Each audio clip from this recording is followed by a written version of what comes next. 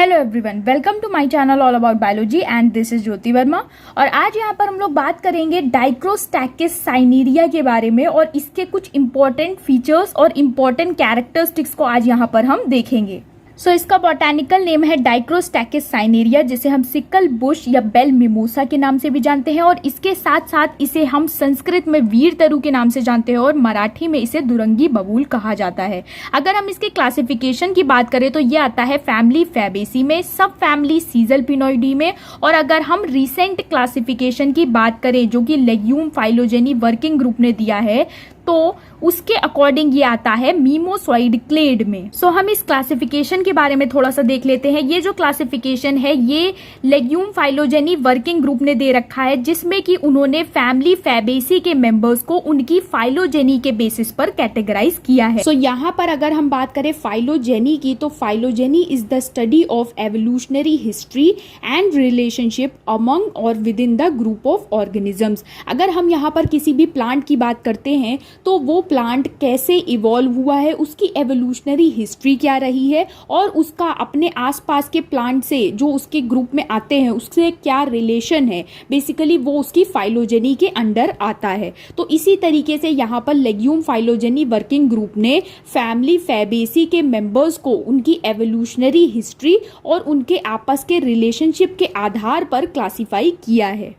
अगर हम बात करें क्लेड की तो क्लेड क्या है? Clade is a group of organisms having a single common ancestor along with all its descendants. यानी कि अगर हम प्लांट के रेफरेंस में बात करते हैं तो क्लेड क्या है? क्लेड प्लांट्स का एक ग्रुप है जिसमें एक कॉमन एंसेस्टर आपको देखने को मिलता है और उस एंसेस्टर से इवॉल्व हुए सभी डिसेंडेंट्स, चाहे वो एक्सटिंक्ट हो चाहे वो प्रेजेंट अभी मौजूद हो, वो सब उस क्लेड में आते हैं। यानी कि उस पूरे ग्रुप को हम बोलते हैं क्लेड। तो डाइक्रोस्टैकिस के इंपॉर्टेंट फीचर्स की अगर हम बात करें तो इसमें आपको बाइपिन्नेटली कंपाउंड लीव्स देखने को मिलती है। यानी कि यहाँ पर एक आपको मेन रैकिस देखने को मिलेगी।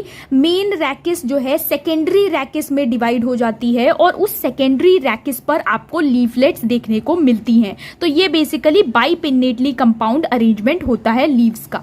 इसके साथ साथ इसके इन्फ्लोरेसेंस को अगर हम देखें तो इसका इन्फ्लोरेसेंस है एक्सिलरी पेंडेंट स्पाइक। जैसा कि आप यहाँ पर देख सकते हो, ये जो स्ट्रक्चर है ये इसका इन्फ्लोरेसेंस है जिसे हम कहते हैं एक्सिलरी पेंडेंट स्पाइक। इसको हम आपको जूम इन करके दिखाते हैं। यहाँ पर ये जो पूरा स्ट्रक्चर आप देख रहे हो ये इसका इन्फ्लोरेसेंस है जिसे हम कहते हैं एक्सिलरी पेंडेंट स्पाइक। ये जो है स्पाइक के फॉर्म में है, आप इसको यहाँ पर देख सकते हो और इसमें आपको दो कलर्स भी देखने को मिलते हैं। इसके बारे में भी अभी हम आपको बताएंगे।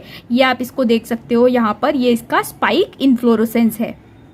अब हम लोग बात कर लेते हैं इसके नेक्स्ट और सबसे इंपॉर्टेंट फीचर के बारे में। जो इसका इन्फ्लोरेसेंस है इसमें बहुत सारे छोटे छोटे फ्लावर्स लगे हुए हैं और ये जो फ्लावर्स होते हैं ये पॉलीगैमस फ्लावर्स होते हैं। यानी कि इस पूरे इन्फ्लोरेसेंस में आपको दो तरीके के फ्लावर्स देखने को मिल रहे हैं। कुछ फ्लावर्स ऐसे हैं जो स्टेराइल हैं और कुछ फ्लावर्स ऐसे हैं जो कि बाइसेक्सुअल हैं। इनके बारे में अभी हम आपको डिटेल में बताते हैं, बट ये इसका मेन फीचर है इस इन्फ्लोरेसेंस का कि इसमें आपको पॉलीगैमस फ्लावर्स देखने को मिलते हैं।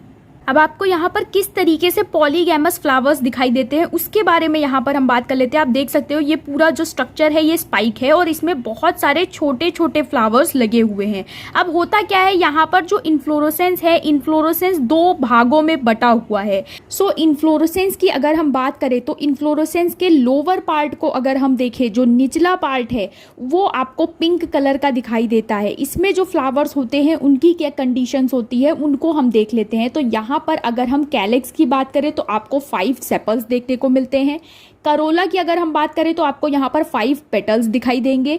एंड्रोशियम की अगर हम बात करें तो यहाँ पर आपको स्टेमन्स आर मॉडिफाइड इनटू स्टेमिनोड्स। यहाँ पर आपको ये जो pink pink thread like structures लंबे लंबे दिखाई दे रहे हैं ये स्टेमिनोड्स हैं जो कि स्टेराइल स्ट्रक्चर्स होते हैं। और गाइनोशियम की अगर हम बात करें तो ये जो पिंक वाला पोर्शन है पूरा, इसमें गाइनोशियम एब्सेंट होता है इनके ज़्यादातर फ्लावर्स में, और कहीं कहीं अगर प्रेजेंट भी होता है तो वो प्रॉपरली डेवलप्ड नहीं होता है। जो गाइनोशियम वाला पार्ट है, ओवरी स्टाइल स्टिग्मा वाला जो पार्ट है, वो अगर प्रेजेंट भी है इस पिंक वाले रीजन में तो वो प्रॉपरली डेवलप्ड नहीं होता है।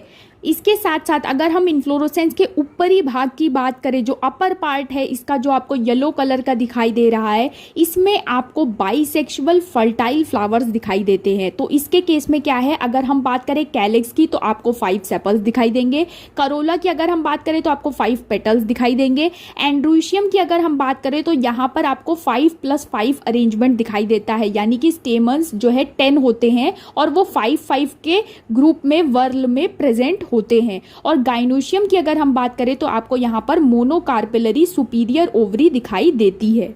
इसके साथ साथ ये जो इन्फ्लोरेसेंस का जंक्शन पॉइंट होता है, यानी कि पिंक और येलो पोर्शन का जो जंक्शन पॉइंट है, वहाँ पर जो फ्लावर्स होते हैं उनमें आपको बहुत ज़्यादा वेरिएशन दिखाई देता है, यानी कि वहाँ पर आपको कई वेरिएशन देखने को मिल सकते हैं। अलग अलग फ्लावर्स में आपको अलग अलग वेरिएशन दिखाई देगा जो इसका जंक्शन पॉइंट होता है। कहीं कहीं पर आपको स्टेमन्स दिखाई देंगे, कहीं कहीं पर आपको गाइनोशियम प्रॉपरली डेवलप्ड नहीं दिखाई देगा, कहीं कहीं पर गाइनोशियम प्रॉपरली डेवलप्ड होगा। तो जो जंक्शन पॉइंट है वहां पर काफी वेरिएशंस दिखते हैं इस इन्फ्लोरेसेंस के केस में। यहाँ पर ये जो इन्फ्लोरेसेंस है इसमें जो आपको ये स्टेमिनोड्स दिखाई दे रहे हैं ना, पिंक पिंक, ये आगे चलकर व्हाइट कलर के हो जाते हैं। जैसे जैसे ये फ्लावर ड्राई होने लगता है, ये इन्फ्लोरेसेंस में ये जो पिंक कलर आपको है ये नहीं दिखाई देता, इसकी जगह पर आपको व्हाइट कलर दिखाई देने लगता है। जैसा कि आप यहाँ पर देख सकते हो, यहाँ पर ये फ्लावर है ये ड्राई हो चुका है, तो यहाँ पर जो इसका पिंक वाला पोर्शन है स्टेमिनोड्स का, वो व्हाइट कलर का आपको दिखाई देने लगा है। सो ये बेसिकली थे डाइक्रोस्टैकिस के इंपॉर्टेंट फीचर्स। आई होप आपको मजा आया होगा इसके सारे कैरेक्टरिस्टिक्स के बारे में जानकर। हालांकि इसका जो फ्लावर है वो बहुत ही ज़्यादा छोटा है और मोबाइल के कैमरे से इसको दिखाना पॉसिबल नहीं हो पा रहा था और हमारे पास माइक्रोस्कोप अवेलेबल भी नहीं है, तो इस वजह से यहाँ पर हम इस फ्लावर को डिसेक्ट नहीं कर रहे हैं। लेकिन यहाँ पर हम आपसे ये चीज़ ज़रूर कहते हैं कि आगे चलकर जब हमारे पास रिसोर्सेज अवेलेबल होंगे तो डेफिनेटली हम इस फ्लावर को डिसेक्ट करेंगे और आपको इसके कैरेक्टरिस्टिक्स और अच्छे से दिखाएंगे भी। सो आज के लिए इतना ही। अगर आपको वीडियो पसंद आया तो चैनल को सब्सक्राइब करिए, लाइक करिए, शेयर करिए। Thank you so much.